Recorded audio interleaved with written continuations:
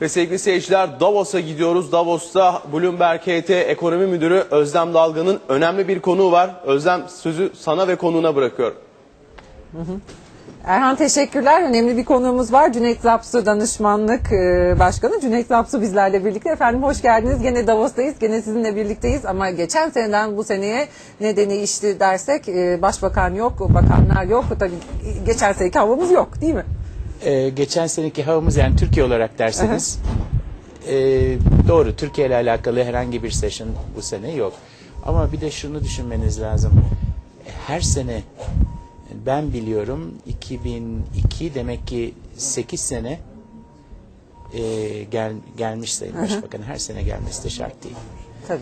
Nitekim misalen bu sene Amerikalılar da yok. Ama Türkiye ile alakalı biraz daha fazla olmalıydı. Ben burada siyasete değil, birazcık da özel sektöre de buluyorum, hata buluyorum. Özel sektörden katılım gayet iyi. Bakanlarımız yok. Öyle. Ne kadar diyorsunuz? Geçen seneye oranla bir düşüş hissediyor musunuz siz? Şimdi bakın, ben her zaman şunu söylüyorum. Türk iş adamları hakikaten dünyanın her tarafına gidiyorlar. Güney Amerika'sına, Afrika'sına, şuraya buraya, işte bir randevu için aylarca uğraşıyorlar. Fakat şunu pek anlayamıyorlar. Buranın verdiği, bu platformun verdiği bir yemekte, bir kahvede, bir şurada, bir burada senelerce uğraşıp toplayabilecekleri insan kadar insan bir anda burada. Bunun faydasını görmüyorlar. Ancak bir politikacı gelecek, arkasından onlar da katılacak ve gidecekler. Peki burada iş adamlarının buraya gelmesi nereden geçiyor? Belirli bir ücret karşılığında mı, yoksa davet edilmek karşılığında mı? Burada bunu netleştirelim. Belki merak edenler vardır. Şöyle, tabii çok seçici oluyorlar. Gördünüz buranın durumunu. Yani buraya girebilmek için çok seçici olunuyor. Ama Türkiye'de bu kriterleri girebilecek birçok iş adamı olduğunu zannediyorum. Burada olmayan. Evet. Siz de yardımcı oluyorsunuz. Öyle bir göreviniz de var değil mi? Hani aracı oluyorsunuz zorlananlara. Hatırladığım öyle kadarıyla. bir şey olduğunda çalışıyorum. Peki şimdi bu sene 40. yılında forumda neler konuşuluyor? Bunu hep konuşuyoruz. Sizin edindiğiniz izlenimler neler? Daha az politika var, daha çok ekonomi var. Tabii ki krizden sonra yapılanma diye temalar çok fazla. Fakat krizden sonra mı değil mi, bir de o konuşulmaya başlandı. Hakikaten kriz bitti mi? Yoksa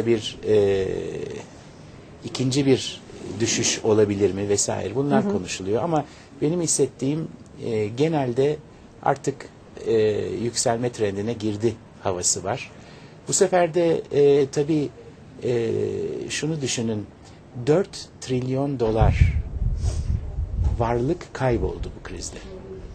Yani böyle bir varlık, böyle bir bilançolardan 4 trilyon dolar yok oldu. Buna mukabilde bunun karşılığında çok daha kötü sıkıntılar olmasın diye paralar basıldı ve hükümetler birçok yere ortak girdi. Yani Türkiye'de pek tanımıyoruz bu işi. Ama siz de biliyorsunuz, Amerika'da, Almanya'da, şurada burada hükümetler özelleştireceğini devletleştirdi bir yerde birçok şeyi. Evet. Şu anda burada konuşulanlardan bir şey de bu exitleri, yani onu çıkış stratejileri nasıl olacak? Ne zaman olacak exitler? Nasıl olacak? Ve acaba çok fazla deniyor ki işte artık kontrol etmemiz lazım. Aynı problemler olmasın diye. Ama öte taraftan da bir anda çok fazla kontrol olmasın. Evet. Ondan da korkuluyor. Dün gece bir iş adamlarıyla, CEO'larla konuşurken bir şey dikkatimi çekti. Hakikaten de doğru söylüyorlar. Herkes bundan sonra dünya böyle olmayacak diyordu. Hatırlıyor musunuz? Bir sene evvel. Evet. Bu panik havası vardı. Her şey değişecek. Bundan sonra regülasyonlar değişecek, şu olacak, bu olacak. Çok fazla bir şeyde değiştiğini kimse görmüyor. Evet. Bir tek işte bu paralar misalen Amerikan ekonomisini 20 sene, 30 sene vuracak deniyor.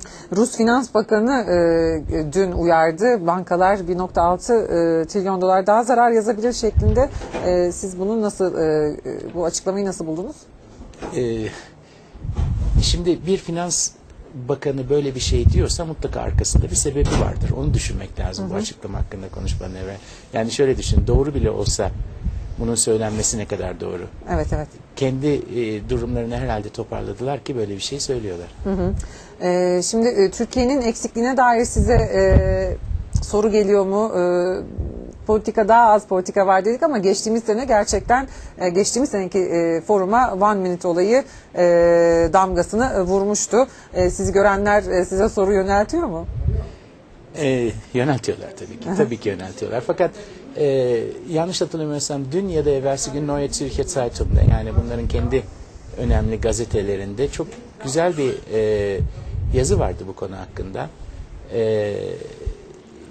Gelmemesi, Sayın Erdoğan'ın gelmemesi çok tabidir.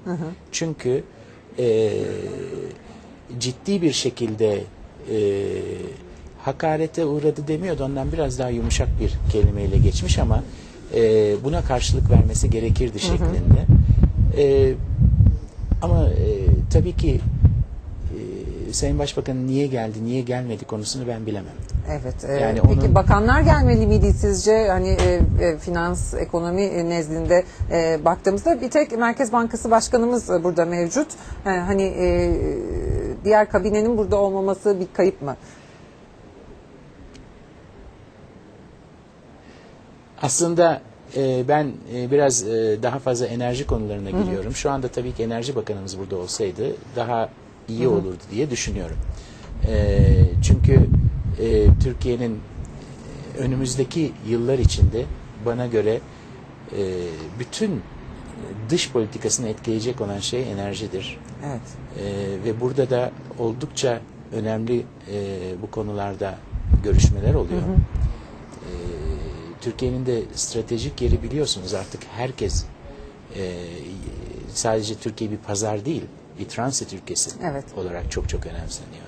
Yani Avrupa'nın enerji emniyetini sağlamak bir yerde bize şey. Hatırlar mısınız? Eskiden biz Avrupa'nın emniyetini sağlıyorduk. Neydi? NATO'da işte askerimiz vesaire. Şu anda da bizden Avrupa'nın enerji emniyeti istenmekte. Çok enteresan şeyler oluyor.